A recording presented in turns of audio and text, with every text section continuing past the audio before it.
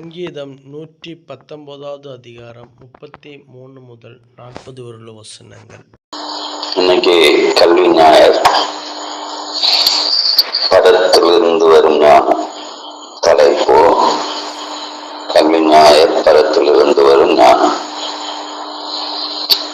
இதுல என்ன படிக்க போறோம் அப்படின்னு கேட்டீங்கன்னா, எல்லா வசனத்திலையும் ஒரு காரியம்.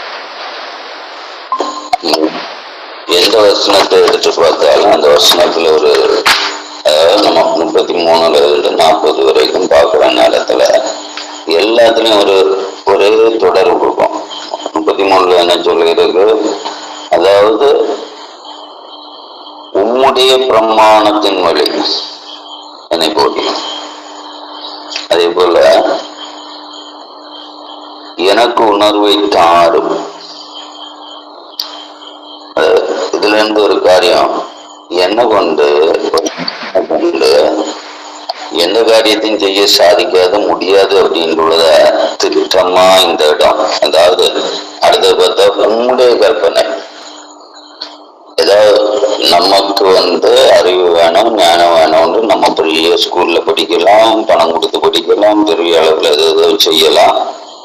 பட் சங்கீதக்காரன் திட்டமா சொல்றாரு, எந்த காரியமா இருந்தாலும் எவ்வளவு பணம் கொடுத்து படிச்சாலும், எவ்வளவு பெரிய ஸ்கூல்ல படிச்சாலும், எவ்வளவு பெரிய வாத்தியம் உலகத்துல உள்ள மனுஷன் படிப்பிச்சாலும், நம்முடைய கல்வி இல்லைங்கன்னா ஞானம் எப்படிதான் வரும்? கர்த்தரால் மட்டும்தான் வரும் ஞானம்.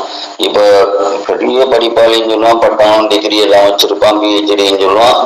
அப்ப அவனால ஒண்ணுமே சாதிக்காதுன்னு உள்ளத சங்கீதக்காரன் திட்டமா சொல்லித்தராரு. யாரை கொண்டும் இந்த கல்வி ஞாயிறு அப்படின்னு சொல்லும் போது நமக்கு தெளிவான ஒரு பாடம். அது இன்னைக்கு நம்ம படிக்க போறது பிள்ளைகளை ஸ்கூலுங்கிறதுனால, இந்த பின்னணி எல்லாம் இருக்கிறதுனால இந்த ஞாயிறு கல்வி ஞாயிறு வச்சிருக்காங்க.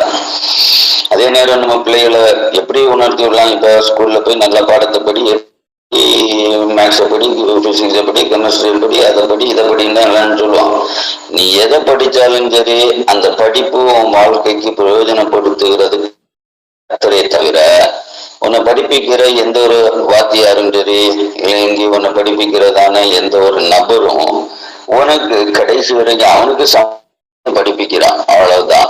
ஆனா உன் வாழ்க்கையை நடத்தி கொண்டு போறது கர்த்தரை தவிர வேற யாரை கொண்டு நடத்தி கொண்டு போக முடியாதுன்றது எல்லா மனுஷனும் உணர. நிலைக்கு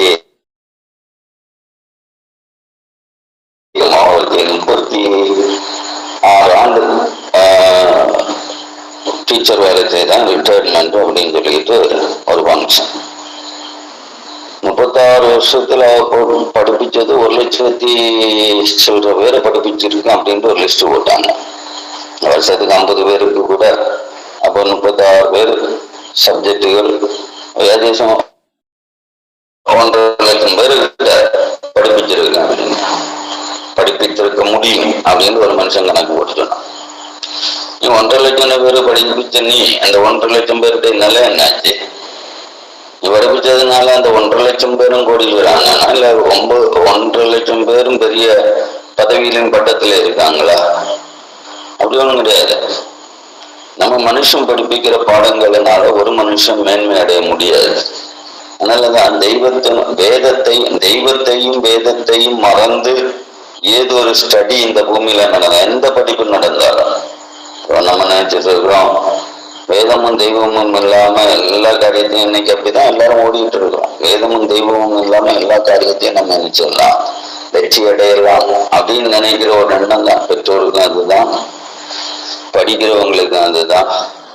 நீ வேதத்தையும் தெய்வத்தையும் மறந்து படிக்கிற எந்த படிப்பும் உனக்கு இந்த உலகத்துல நன்மையை உண்டாக்காதுன்னு உள்ளத இந்த தலைமுறைக்கு நம்ம சொல்ல வேண்டிய ஒரு கட்டாயத்துல இருக்கணும். காரணம், யாருமே பைபிளை வாசிக்கிறது கிடையாது, ஜெபிக்கிறது கிடையாது. பிள்ளைகளை இப்ப தூங்கும். இப்ப நம்ம எழுந்து உட்கார்ந்து ஜெபம் பண்ணனால நம்ம பிள்ளைகளை தூங்கிட்டு இருக்கோம். ஐயோ பிள்ளை தூங்கட்டும், பிள்ளை தூங்கட்டும். அது இனி வர ஆக மொத்தம் அந்தி கிறிஸ்துவனுடைய ஆட்சி காலத்துல உட்கார்ந்து இருக்கிற உனக்கு இந்த பூமியில உன் தலைமுறை நல்லா இருக்கணும்னு சொன்னா அவன் வந்தா வரல, அது 2வது பாவம். ஆனா அந்தி கிறிஸ்துவனுடைய ஆட்சியுமே வந்தாலும் சரி, அவன் வந்தாலும் சரி, ஏதாவது ஒரு வகையில அந்த பூமியில என்ன செய்யும், முளைச்சுதான் தீரும். உலகத்தினுடைய பாடங்கள் தான் எல்லாருக்கும் பெருசா தெரியும். ஆனா வேதத்தையும் தெய்வத்தையும் நம்பாத ஒரு தலைமுறை தான் நம்ம கையில இருக்கின்றதை நல்லா புரிஞ்சுக்கிட்டணும். பிள்ளைகள்கிட்ட என்னதான் சொன்னாலும் பிள்ளைகளுக்கு கர்த்தருடைய வசனத்தின் மேல பிடி கிடையாது, உணர்வு கிடையாது. ஓகே, இன்னைக்கு உள்ள பாடம் அப்படின்னு கேட்டீங்கன்னா இந்த பாவம், அதாவது ஞானம் விஸ்டம் பிரம்ம பாவம், பரத்துல இருந்து உள்ள ஞானம். அந்த பரத்துல இருந்து உள்ள ஞானம் அப்படின்னு சொன்னீங்கன்னா அதுக்கு அடிസ്ഥാனமே இங்க என்ன சொல்லியிருக்கு, உம்முடைய பிரமாணத்தின் வழியில் உம்முடைய. அதுபோல எனக்கு உணர்வை தாரும், என்னால உணர முடியாது, எனக்கு உணர்வு ஒன்றும் வராது.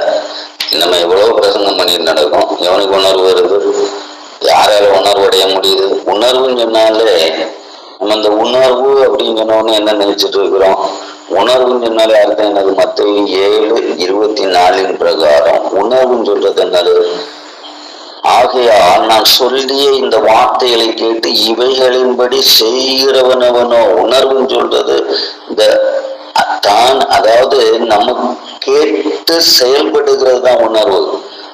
உடம்புல அங்க ஒரு கிளிப்பு உண்டாச்சு, உடம்புல ஒரு சின்ன சூடு உண்டாச்சு, அப்படியே கேட்டு இருந்தப்போ அப்படி எனக்கு என்னது பெரிய இது ஒரு அசைவு உண்டாச்சு அப்படின்னு சொல்றது இல்லை.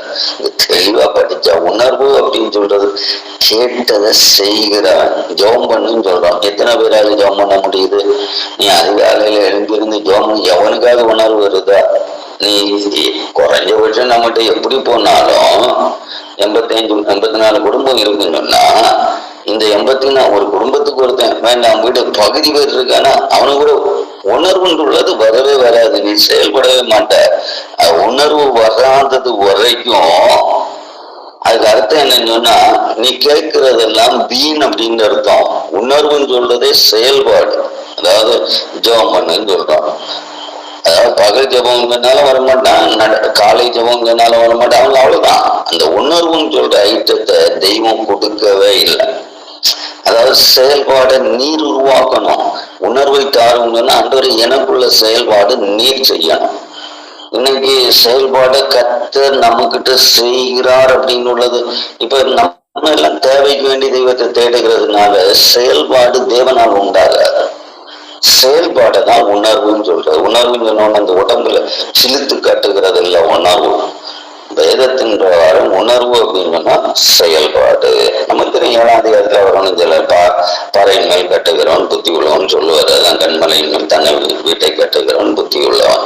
அப்போ அவர் சொன்னதை நம்பி செயல்படுகிறவன் புத்தி உள்ளவன். அவ்வளவுதான். நம்ம காணாப்பாடம் படிச்சு பரீட்சைக்கு எழுதி வெற்றி பெறுகிறவன் புத்தி உள்ளவன் சொல்லல. அதாவது வெற்றி பெற்றதுனால நீ எந்த விதத்திலையும் பெரிய ஆளாக முடியாது. செயல்பாடு இருந்தால், விசுவாசத்தை கொடுத்த செயல்பாடு இருந்தால், ஜபத்தை கொடுத்த செயல்பாடு இருந்தா, வேத வாசிப்பை கொடுத்த செயல்பாடு இருந்தா, ஆராதனையை குறித்த செயல்பாடு இருந்தா, ஆத்ம ஆதாயத்தை குறித்த செயல்பாடு. சும்மா பிரசங்கமும் ஜபமும் வாயில வச்சுட்டு நடக்க இல்லை. அதல்ல உணர்வுள்ளவன். உணர்வுள்ளவன் என்னன்னா அதை செய்து காட்டணும். நம்ம வாயால 2 வார்த்தையை சொல்லி ஜோம் பண்ணி முடிச்சுட்டேன் அப்படின்னு சொல்லிட்டு தான் நம்ம போயிட்டு இருக்கிறோம்.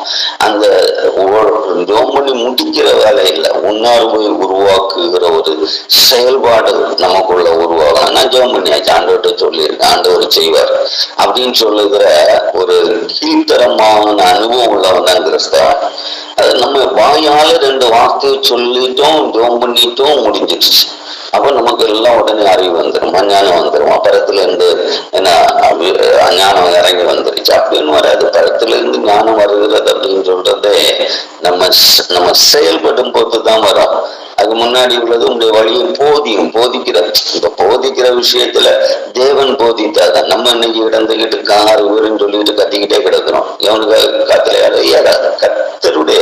அப்ப எந்த ஒரு காரியத்தை எடுத்தாலும் இதுல இருக்கக்கூடிய இந்த 8 வசனத்திலையும் சொல்லப்பட்டது என்னன்னா, எதை செய்தாலும் that should be done by God. தேவனால உனக்குள்ள செயல்பாடு உண்டாகும். அதான் தெய்வீக செயல்பாடு எனக்குள்ள உண்டாகும். அதுல அந்த 35 பார்க்கும்போது கற்பனையின் பாதையில் நடத்தி சொல்லும். அப்ப இந்த கற்பனையின் பாதையில் நடத்தி சொல்லும் அப்படின்னு அர்த்தம் என்னது? அதாவது நடத்துதல் அப்படின்னு சொல்றது இயல்பாக நம்ம என்ன நினைக்கிறோம், நடத்துதல் சொல்ற 3 காரியங்கள் சொல்லணும். அறிதல், அதாவது அறிவு உண்டாகுதல். நடத்துதல் நான் நடக்கணும்னு சொன்னா எனக்கு தெளிவு இருக்கணுங்க. நல்ல அறிவு எனக்கு முதல் தேவை.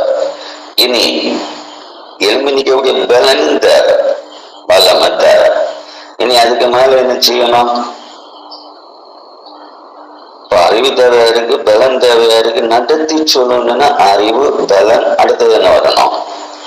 நம்ம வாழ்க்கையில தேவன் நம்ம நடத்தி சொல்லணும் அப்படின்னா, நடத்துதல் அப்படின்னு எல்லாரும் அப்படி போயிட்டா போதும். அப்படி அதாவது அறிவு உண்டாகணும்.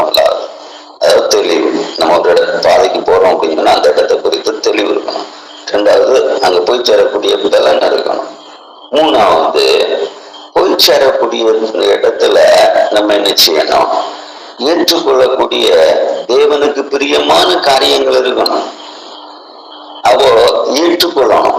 நம்ம நடத்தி சொல்லணும். அங்க போயிட்டு அங்க ஒருத்தனை உன்னை ஏற்றுக்கல, நீ என்ன திருப்பி தானே வரணும். அப்போ நடத்தி சொல்லும் அப்படின்னு அந்த இடத்துக்குள்ளேயே 3 காரியம் மறைந்து கிடக்கு. என்னெல்லாம் மறைந்து கிடக்கு?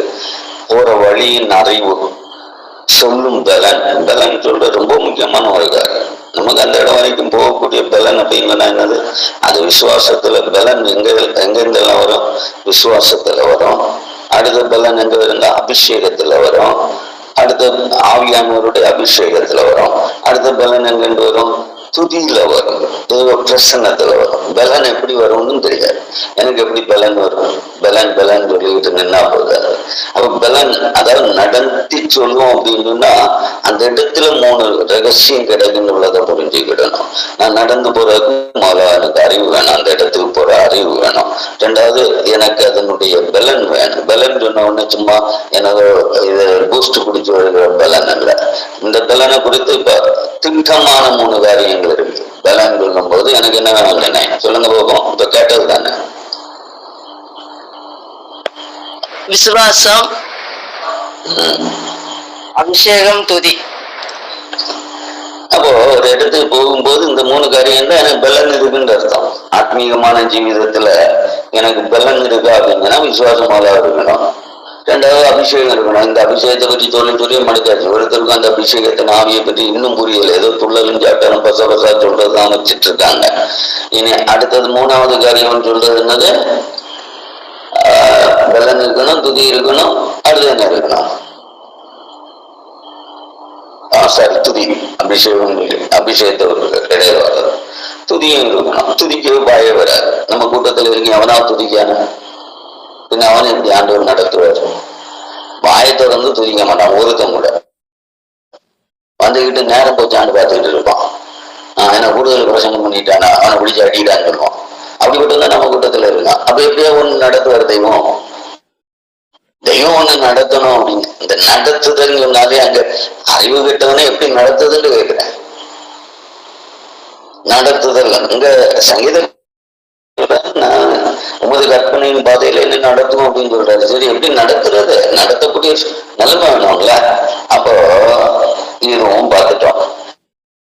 வசனத்துல போனீங்கன்னா, என் இருதயம் பொருளாசை சாராதபடி உம்முடைய சாட்சியில் சாரும்படி செய்யும் அப்படின்னா, இந்த சாறுதல் அப்படின்னு அர்த்தம் என்னது?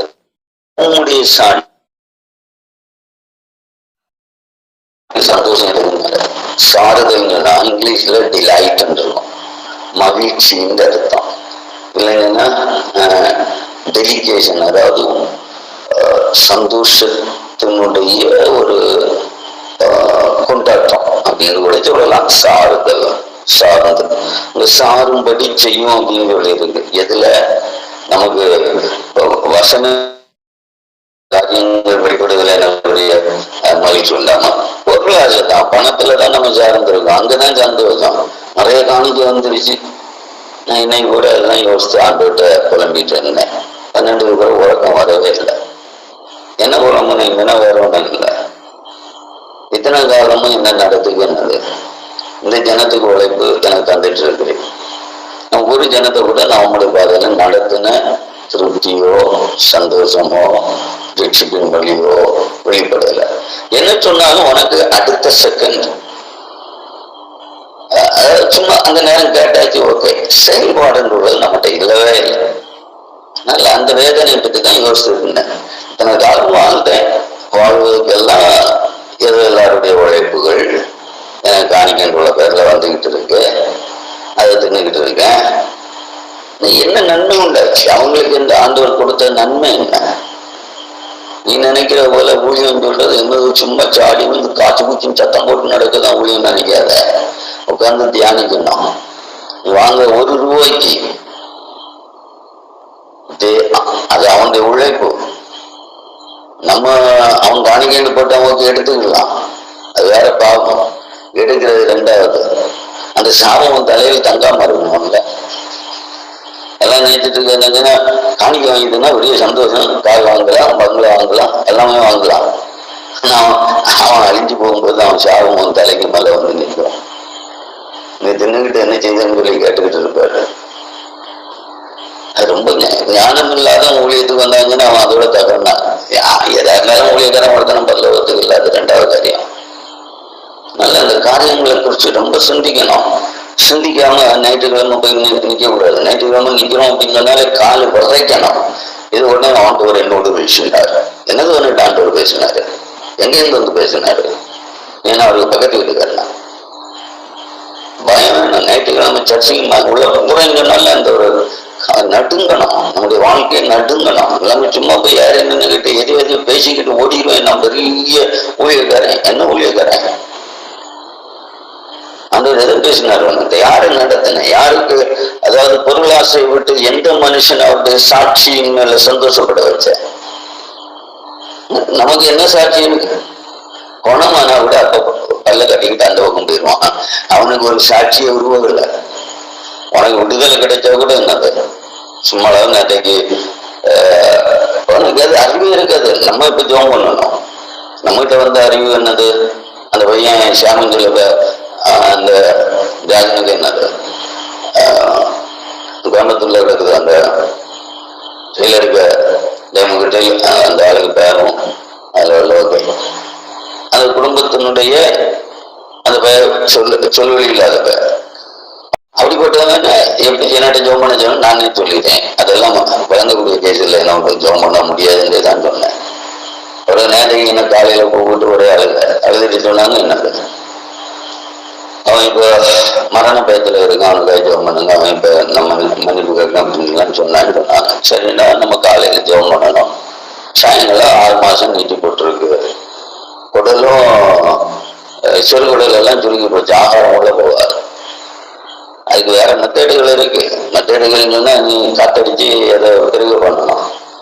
ஒட்டியாச்சுங்கன்னா இப்ப டியூப் அப்படியே ஒட்டி அதுக்குள்ள ஒன்றும் போகாத அந்த கண்டிஷன் அவனுக்கு கண்டிஷன். முதல்ல நம்ம பிள்ளைகள் கத்தருக்குள்ள இல்லை அப்படின்னா இந்த பிள்ளைகளை கத்தருக்குள்ள கொண்டு வராங்க. அப்போ பிள்ளைகள் கத்தருக்குள்ள வரணும்னா பொருளாசை இல்லை. பிள்ளைகளை படிப்பிக்கணும். நீ படிப்பு வேலைக்கு போய் சம்பாதிச்சு கொண்டு வரணும் படிப்பிக்கிறது இல்லை. தெய்வ வசனத்துல சந்தோஷப்படும். அதாவது வசனம் தான். ஏன்னா மனுஷன் அப்பத்தால் மாத்திரமல்ல கர்த்தருடைய வசனத்தினாலும் போது போஷிக்கப்படுவான் பைபிளில் சொல்லி இருக்குங்கன்னா நிச்சயமா அது அவருடைய சாட்சியில சாரும்படி செய்யணும்னா என்ன சாட்சியில சாருகிறது. அது என்ன இப்படி சாஞ்சி நிற்க அப்படி கொடுக்க வச்சுக்கிட்டு சாஞ்சி நிற்கலாம் அப்படின்னா அதுக்கு அடுத்து என்னது? நீ வேத வசனங்களை கேட்கும் போது சந்தோஷப்படுகிற சமூகத்தை நீ உருவாக்கணும் அப்படின்னு ஆண்டவர் சொல்ற. வேத வசனங்களினால சந்தோஷிக்கிற பிள்ளைகள் இருக்கணும். வசனத்தை தேடி தேடி சந்தோஷம் நம்ம வீட்டுல வேற வேலை.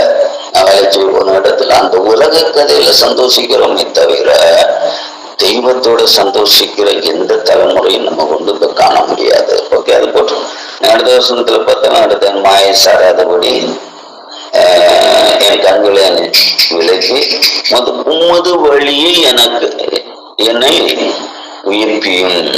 அங்கதான் அடுத்தது உமது வழி. எங்க பார்த்தாலும் அப்படிதான் வரும். உம்மாலதான் முடியும். சங்கீதக்காரன் தெளிவா வேற எதுவும் என்ன கூட முடியாது. அவன் பெரிய வில்லன் தான். கோலியாத்தை கொண்டவன் தான், சிங்கத்தை கொண்டவன் தான், கரடியை கொண்டவன் தான், பெரிய பெரிய பெரிய யுத்தத்துல எல்லாம் வீரன் தான். ஆனா தெய்வ சமூகத்துல வரும்போது உனக்கு உலக பார்வையில இருக்கக்கூடிய எந்த ஒரு பார்வையும் பார்க்காம தன் நிலைமை அப்படியே எடுத்து வச்சு ஆண்டவர்கிட்ட உணர்ந்து ஜபிக்கிற ஒரு ஜபம் அந்த சங்கீதம் சொல்றது. அந்த தேவனை துதித்து பாண்டி அந்த ஜப வேலையா எப்படி தியானத்தை அவர் கொண்டு போறாருன்னு பார்க்கணும். அவ்வளவு பெரிய ஒரு யாரையோ கொலை பண்ணக்கூடிய அளவுக்கு அவ்வளவு ஒரு ஞான அறிவுகள் எல்லாம் தேவன் கொடுத்திருந்தோம்.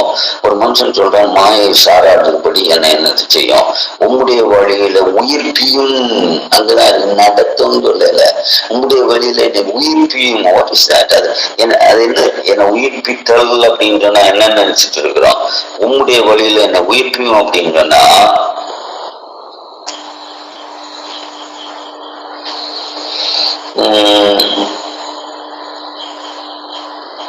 உயிர்ப்பித்தல் அப்படின்னு சொல்றது ஒப்பு கொடுத்தல் அப்படின்ற ஒரு இடத்துக்கும் வரும். இனி என்ன ஒண்ணு முடியாதுன்னு சொல்லிட்டு சரண்டர் பண்ணுறோம். உயிர்ப்பியும் நீர், நான் வாழணும் சொன்னா நீர் தான் எனக்கு வேணும் நடத்தும் அப்படின்னு சொல்லும்போது அப்போ அவர்கிட்ட சரண்டர் ஆகிற ஒரு அனுபவத்தை கட்டுறாரு. உயிர்ப்பியும் சொன்ன உடனே கொஞ்சம் துண்ணு பலம் அடைகிறது இல்லை, நான் சரண்டர், எனக்கு வேற வழி கிடையாது, என்னை நீர் உயிர்ப்பியும், நீர் என்னை நடத்து, என்னை எனக்கு எல்லா வகையிலும் என்னை தாரும் அப்படின்னு சொல்லுது. அடுத்த சங்கீதத்தை நீங்க பாத்தீங்கன்னா என்ன எழுதியிருக்கு, உமக்கு பயப்படுகிறதற்கு ஏற்ற உமது உமது வாக்கை உமது அடியனுக்குள்ள உறுதிப்படுத்தும். உமது அடியனுக்குள்ள, அதாவது உமக்கு தெய்வ பயமும் சும்மா நமக்கு பிரசங்கம் பண்ணா வராது, அது திட்டமா இருக்கும். தெய்வ பயம் எப்போ வரும்? அதாவது தெய்வ பயம், உமக்கு பயப்படும் பயம் எப்ப என்கிட்ட வரும்னு சொல்லி அங்க காட்டியிருக்கு. உமக்கு பயப்படும் பயம் அப்படிங்கிறது திட்டமா அந்த இடத்துல சொல்லி இருக்கு. அது எப்படி வரும்? அவருடைய வசனத்தை எனக்குள்ள நீர் உறுதிப்படுத்தும் போது, உம்முடைய வாக்கை, அதாவது உமக்கு பயப்படுகிற இதற்கு ஏற்ற உமது வாக்கை எனக்குள்ள உறுதிப்படுத்தும். இப்போ நம்ம இப்ப ஜெபம் பண்ணணும், நம்ம இப்ப இவ்வளவு நாளைக்கு ஜெபம் பண்ணிக்கிட்டோம், அவன் தான் ஜெயித்தாங்கன்னா வசனங்கள் எல்லாம் நம்ம வாசித்துக்கு ஆண்டவர் என்ன சொன்னாரு, விக்கிரகம் சட்டதியில நிமிடங்கள் இல்லை இல்லாம எல்லாம் வாசித்தோம். அது உறுதிப்படையிலே உங்களுடைய வாக்கை எனக்கு உறுதிப்படுத்தும் அப்படின்னு பிடிக்கணுமே. அவ எப்படி நான் உறுதிப்படுத்தும் பிடிப்பேன்? வசனத்தை வச்சுதானே ஜெபம் பண்ணேன். துஷ்டன் நிமிடங்கள்ல இல்லாம போவாங்க, அநியாயக்காரனுக்கு நீண்ட கயிறு இல்லைன்னு சொல்ற, சட்டனா அடி வாங்கிட்டு நிமிடங்கள்ல விக்கிரகங்கள் பொங்கி விட்டு மாறங்க. அப்ப நான் இந்த ஜெபம் பண்ணுனதுல என்ன அர்த்தம் இருக்கு ஆண்டவர? அப்ப உங்களுடைய வாக்கையில உறுதிப்படுத்தும் அப்படின்னா அந்த வசனங்களை நான் சொல்லிதானே ஜெபம் பண்ணினேன். நான் இஷ்டத்துக்கு ஒண்ணு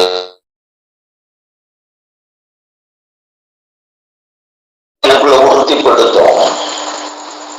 தடையதான் கேட்டாங்க, என்னதான் உறுதிப்படுத்தாம இல்லாவதான் ஓகே, உங்களுடைய சித்தம் போல ஆகும். நானும் பிடிவாதம் பிடிச்சு பாக்குறேன்.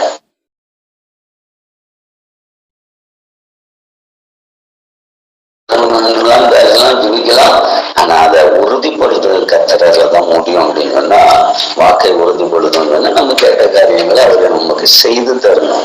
அவர் செய்யவே இல்லை. அப்ப எப்படியாவது நான் ஜபத்துல வருவேன், எப்படியாவது நான் வேதத்துல வருவேன், எப்படியாவது நான் ஆத்மீகத்துல வருவேன், நிச்சயமா முடியாது. இன்னைக்கு சமூகம் வராததுக்கான அதுதான். சரி, இனி அடுத்தது கடைசியா 2 வசனம் கூட இருக்கு இல்லையா, நான் அஞ்சுகிற நின்றே விலக்கியர்களும் உம்முடைய நியாய தீர்ப்புகள் நல்லவைகள் அப்படின்னு சொல்லி, அதுவும் உம்முடைய நியாய தீர்ப்புகள். அப்போ அஞ்சுகிற நிந்தைய விலக்கியர்களும், நிந்தைகள் நீங்கணும்னா இன்னைக்கு கிறிஸ்தவன் கொல்லப்படும் போது அமைதியா இருக்கிற அந்த நிந்தை நீங்கணும்னா அது அவர் தான் பார்க்கணும். ஓகே, அவருடைய நியாய தீர்ப்பு வந்தாதான், நியாய தீர்ப்புனாலதான் நிந்தைகள் நீங்கும். அப்ப நியாய தீர்ப்பை பற்றி தெரியும். நியாய தீர்ப்புன்னு சொன்னால எதில் தப்ப முடியாது. அது அவருடைய வீட்டுல இருந்து தான் ஆரம்பிக்கும்னு சொல்லியிருக்கு, சபையில இருந்து தான் ஆரம்பிக்கும். அதனால நியாய தீர்ப்பு கொஞ்சம் மோசமான காரியம் கிடையாது 40 சொல்லி இருக்கிறாரு. இது உம்முடைய கட்டளையில் மேல் வாஞ்சியா இருக்கிற உம்முடைய நீதியால் என்னை உயர்த்தி அதாவது தெய்வ நீதியில தான் அடுத்த உயிர்ப்பித்தார். மேலே ஒண்ணு என்ன சொல்லியிருக்கு, உயிர்ப்புன்னு சொல்றது உங்களுடைய வழியில என்ன உயிர்ப்புன்னு சொல்லியிருக்கு. அந்த வழியில் உயிர்ப்பிக்கதான் மாயை பாராதபடி இங்க என்னது உங்களுடைய நீதியில என்ன உயிர்ப்பியும். வழியில் உயிர்ப்பிக்கிறது பற்றியும் சொன்னோம். இப்ப நீதியில் உயிர்ப்பிக்கிற காரியம், அது நமக்கு எல்லாருக்கும் நீதியை பற்றி அடிக்கடி கேட்டிருக்கோம். அதனால அந்த வாஞ்சை, குற்றமற்றவனாய் வாழணுங்கிற வாஞ்சை இருந்தாதான் அந்த நீதியில தேவன் நம்மை உயிர்ப்பிக்க முடியும். இதுல சுருக்கமா நான் சொல்ல வர்றது, மெயினா நான் வச்சது உணர்வு உள்ளவன், அவ்வளவுதான். இந்த வசனங்களுக்குள்ள கிடக்கிற அந்த மறைவு எல்லா இடத்துலையும் எதுவும் தேவனாலதான் முடியுமே தவிர மனுஷனால் முடியாது அப்படின்னு உள்ளத நம்ம தெளிவுபடுத்திட்டோம்னாலே போதும். ஒருவேளை நம்ம பிள்ளை படிச்சுட்டு பெரிய இப்ப டாக்டர் டிகிரி வாங்கிடுச்சு, அந்த டிகிரி எல்லா படிப்பும் அது பக்கத்துல இருக்கட்டும், நம்ம அல்லாத தேவனுடைய அவருடைய நீதியின் தேடிமை அப்ப எல்லாம் தேவனுடைய ராஜ்யத்தினுடைய அப்ப இதெல்லாம் உங்களுக்கு கொடுக்கப்படுகின்ற வசனம் பிள்ளைகளுடைய இருதயத்தினுடைய ஆழமாய் மாற தேவன் கிருபை செய்யும்படியா ஆண்டோடைய சமூகத்துல ஒப்புக்கொடுத்து இந்த ஓய்வு நாளின் தேவ சமூகம் நம்முடைய சபைகளை செய்வாடும்படியா நமக்கு ஜீவிதத்துல தெய்வீக வல்லமையில உணரத்தக்கதாக தேவன் கிருபை செய்யும்படியாக தேய்ச்சினோம். துதிப்போமா, ஏதோ பிரசங்கம் கேட்டோம் ஜோம் போனோம் உள்ளதுல இல்ல. தேவ சமூகத்துல ஆண்டவரை இந்த நாளிலேயும் உங்களுடைய மைமையான காரியத்தை எங்களுக்கு நீ வெளிப்படுத்தி கொண்டிருந்ததுக்காக உமக்கு ஸ்தோத்திரம் என்று சொல்லி தெய்வ சமூகத்தில் ஆண்டவரை வேதத்தின் ஆளுங்கள் தியானிக்க எங்களுடைய ஆண்டவரை லெட்டர்ஸ் ஆயிடுச்சுங்க. ஆண்டவரை அதுல சந்தோஷிக்க வசனத்துல சந்தோஷிக்கணும். பொருள்கள் இல்ல, பணத்துல இல்ல, ஆஸ்தியில இல்ல, சம்பாத்தியத்துல இல்ல, காணிக்கையில இல்ல. நான் சந்தோஷிக்கிற ஒரே இடம் வேதத்தை தியானிக்கும் போது எனக்கு உண்டாகிற அந்த நீ தருகிறதான அந்த ஞானம், அந்த ஞானம் பதத்தில் இருந்துதான் வருமே தவிர வேற எங்கிருந்து வராது. எந்த மனுஷனுடைய ஆண்டவரை எந்த கல்விக்கூடத்தினாலையும் எந்த இன்ஸ்டிடியூட்னாலையும் எந்த யூனிவர்சிட்டினாலும் எனக்கு ஞானத்தை தர முடியாது. ஆண்டவரை ஞானம் என்று சொல்லுகிற அந்த ஆண்டவரை அரிய குணம் எனக்குள்ள உருவாகிறது உங்களுடைய பிரசன்னத்தால் மட்டும். ஆண்டவரே உங்களுடைய வேதத்தாலும் உங்களுடைய பிரசன்னத்தாலும் ஆண்டவரே உங்களுடைய கிருபையினாலும் எனக்குள்ளே உண்டாகிற அந்த ஞானத்தை பெற்றுக்கொள்ள நாங்களும் வாஞ்சிக்கிறோம். ஆண்டவரை எங்களுக்கு ஆண்டவரை ஒரு விழலை ஆண்டவரை நாங்கள் வைதிக நிலைமையில எங்களுக்கு இது தேவையா என்று கேட்டால் ஆண்டவரை இந்த பூமியில இந்த ஜீவன் எங்களை விட்டு பிரியும் வரைக்கும் தேவையா இருக்கிற ஒரு ஆண்டவரை ஒரு பொருள் சொல்றது ஆண்டவரை ஞானமா இருக்கிறது. ஆண்டவரை மரண நேரத்தில் கூட எங்களுக்கு தேவையுடைய ஞானம் ஆண்டவரை அந்த ஞானத்தின் அனுபவத்தை நாங்கள் தேடி வந்து நிற்கிறோம். ஆண்டவரை இந்த ஆண்டவரை அதிகாலை வேலையில ஆண்டவரை இந்த ஓய்வு நாளின் ஆராதனைக்காக இந்த மாதத்தின் முதல் ஓய்வு நாளில் ஆண்டவரை இந்த பிள்ளைகள் ஆலயங்களில் கால் வைக்கும் போது ஆண்டவரே உங்களுடைய வசனத்தினால உங்களுடைய வேதத்தினால உங்களுடைய போதனைகளினால ஒவ்வொருடைய இருதயமும் சந்தோஷிக்கிற ஒரு ஆண்டவருடைய ஞாயிறாக இந்த ஞாயிறு ஆராதனை மாற்ற நான் ஜெபிக்கிறேன். ஆண்டவரை வசனங்களை கேட்கும்போது குழந்தைட்டு எரியட்டும். ஆண்டவரை என்ன ஒரு ஆண்டவரை சிசுடைய அனுபவங்கள் ஆண்டவரை சபைக்குள்ள வெளிப்படுத்தும். ஆண்டவரை கிடையாது இருக்கு ஆண்டவரை அப்படி ஒன்று நடக்காது. இருந்தாலும் ஆண்டவரை இது என் தாகம் ஆண்டவரை, இது என் வாஞ்சை ஆண்டவரை, ஆண்டவரை இது என் வாஞ்சையில நான் ஜெபிக்கிறேன். ஆண்டவரை நீதியின் மேல் வாஞ்சை இருக்கும்போது அவனை உயிர்ப்பிக்கிற தேவனாய் இருக்கிறதுனால ஆண்டவரை இந்த வாஞ்சையை நம்முடைய சமூகத்துல வைக்கிற ஆண்டவரை அப்ப அந்த சபை ஆண்டவரை ஒரு கொழுந்துட்டு எரிகிற ஒரு அக்னியின் சபையை மாற்றி தர வேண்டும் என்று சொல்லி ஆண்டவரை ஆராதிக்கிற வருகிற ஜனத்துக்குள் ஆண்டவரை அவர்களுடைய நெருஞ்சார அனுபவங்கள், மாயையான எண்ணங்கள், ஆண்டவரை பாவ சிந்தனைகள் ஆண்டவரை நீக்கப்பட்ட ஒரு கூட்டமாய் ஆண்டவரை மூங்களார டெல்முகா உடம்புடா வளரியா யாரும் வந்தாலும் ஆண்டவரை தங்களுடைய குறைகளை தாங்களே பார்க்கிற அந்த அனுபவத்துக்கு நேராக ஒவ்வொருடைய நடத்துகிற ஒரு சூழ்நிலை உண்டாகும்படியாக ஜெபிக்கிறார். ஆண்டவரை சோர்வுகளை நீக்கும்படியாக ஜெபிக்கிறார். ஆண்டவரை போராட்டங்களை நீக்கும்படியாக ஜெபிக்கிறேன். கிருபையினால் ஆண்டவரை சபையை உயிர்ப்பிக்க நான் ஜெபிக்கிறேன். தடைகளை எடுத்து போகின்ற தாவி தேசத்துக்காய் ஜெபம் பண்ணணும். தேசத்தில் ஆண்டவரை எங்களுக்கு கிடைக்கிற அறிவு தோல்வி என்று சொல்லப்படுகிறது. ஆண்டவரை ஜெபம் ஆண்டவரே பதிலளிக்காது என்று சொல்லப்பட வார்த்தையினால் எங்களை உயிர்ப்பியும் என்று சொன்னார்.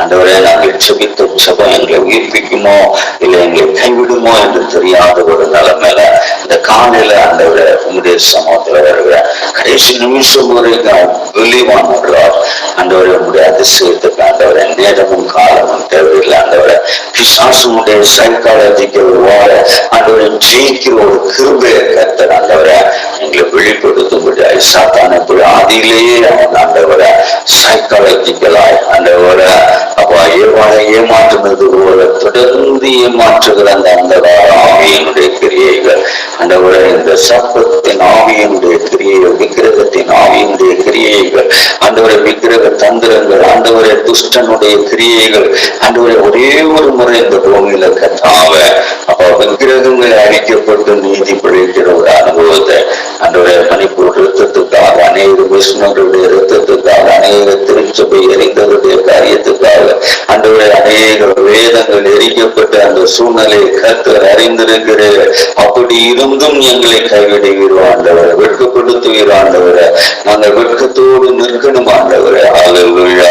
ஒருவேளை நாங்கள் ஆண்டவரை அந்த ஜனங்களுடைய மரணத்தையும் ஆண்டவரை அந்த ஆண்டவரை நஷ்டங்களையும் ஆலயங்கள் ஆண்டவரை எரிந்து சாம்பலாகின காரியங்களையும் எங்கள் இருதயங்களில் ஒரு பெரிய பாடத்தையோ தாக்கத்தையோ உண்டாக்கவில்லை என்பது ஆண்டவரை இந்த எலெக்ஷனுடைய அடையாளம் என்பது ஆண்டவரை கிறிஸ்துவன் உணர்வானோ என்று தெரியவில்லை ஆண்டவரை ஒருத்தனுக்கும் அதனுடைய தாக்கம் அல்ல ஆண்டவரை பணத்துக்காய் ஊழியம் ஒவ்வொருத்தனும் செய்ததும் நிமித்தமாய் ஆண்டவரை திரும்பவும் ஆண்டவரை விக்கிரகம் தலையெடுத்து நிமிர்ந்து நிற்கிறது பார்க்க வேண்டிய ஒரு பரிதாப நிலையில் ஆண்டவரை உடைய பாதத்துல நாங்கள் சபிக்கிறோம் ஆண்டவரே பணமே எல்லாமே ஆண்டவரை பொருளாசின் மேல் சாராதபடி உங்களுடைய சாட்சியின் மேல் சார விரும்புகிற கொஞ்சம் ஜனமாகவில்லை ஆண்டவர் அந்த பூமியில ஆண்டவரை நீர் அந்த காரியத்தை எங்களை வெளிப்படுத்தும்படியா நாங்கள் சபிக்கிறோம். அந்த விசேஷமா என்னுடைய கருத்துக்கு தாவ கடந்த 5 மாத காலமா ஆண்டவரை என் தேவைகளுக்காக உங்களுடைய பிள்ளைகள் ஆண்டவரை தந்த காணிக்கைகள் எல்லாவற்றையும் ஆண்டவரை பெரிதோ சிறிதோ ஆண்டவரை பூரணமானதோ ஆண்டவரை குறையான சிந்தனையோ ஆண்டவரை அது காணிக்கையாக வந்த எல்லா விதமான ஆண்டவரை இந்த உதவி ஒத்தாசைகளுக்காக உமக்கு நான் நன்றி செலுத்துகிறேன் ஆண்டவரை. அவருடைய மனநிலைமைகளை அறிகிற தேவன் ஆண்டவரை பிள்ளைகளுடைய உழைப்பினுடைய பிரதிபலன் ஆண்டவரை என்னால திருப்ப கொடுக்க முடியாத நான் மனுஷன் ஆண்டவரை ஆனால் உமாலை அதை செய்ய முடியுமே ஆண்டவரை உடைய நாமத்தில் ஆண்டவரை நான் பிழைப்புக்காக ஒரு கூட்டத்தை வைத்து நடத்துகிற ஒரு சாபம் என் தலையில் வராதபடி ஆண்டவரை ஒவ்வொருவருடைய ஆண்டவரை நாணயத்துக்கு தக்கதான அந்த காணிக்கையின் பிரதிபலன் உடைய பிள்ளைகளை சேர நான் ஜெபிக்கிறேன். நீங்க அதை செய்ய போறதுக்காக ஸ்தோத்திரம். நீ கிருபையானதை வெளிப்படுத்தி இந்த சபைக்குள்ள ஒரு அக்னியின் அபிஷேகத்தை வெளிப்படுத்த போறதுக்காக ஸ்தோத்திரம். இயேசுவின் நாமத்தில் ஒப்புக்கொடுக்கிறேன்.